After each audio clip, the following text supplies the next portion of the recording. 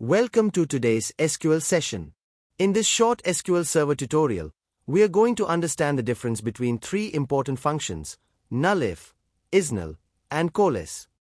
These are commonly used to handle null values in SQL queries. Let's start with NULLIF. The NULLIF function compares two expressions. If they are equal, it returns null; otherwise, it returns the first value. In this example, the first query returns null, because both expressions are the same, 10 equals 10. But in the second query, the values don't match, so it simply returns the first value, which is 10. Also, we can use this to avoid divide by zero errors. Let's look at this first query. Here, we are trying to calculate the average price by dividing sales by quantity. But if any product has a quantity value of 0, this query will throw a divide by zero error, because SQL Server cannot perform division by zero. To fix this, we can use the NULLIF function. In this version, NULLIF checks if quantity equals 0. If it does, it returns null instead of 0, preventing the divide by zero error.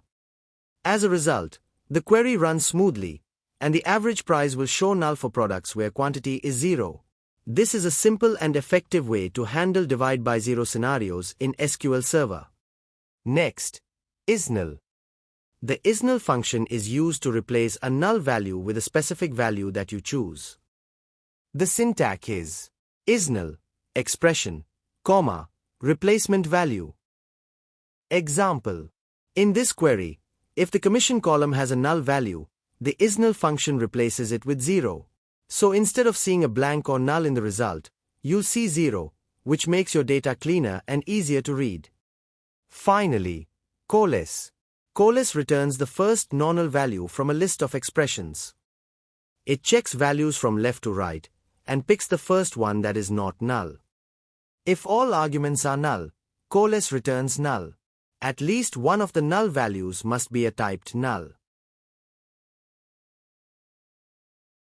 In this example, for the first row, the customer name is Alex. The email column already has a value, so COALESCE returns this email as the preferred contact.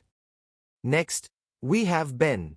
The email column is null, so COALESCE checks the phone column, finds a value, and returns this phone number as the preferred contact.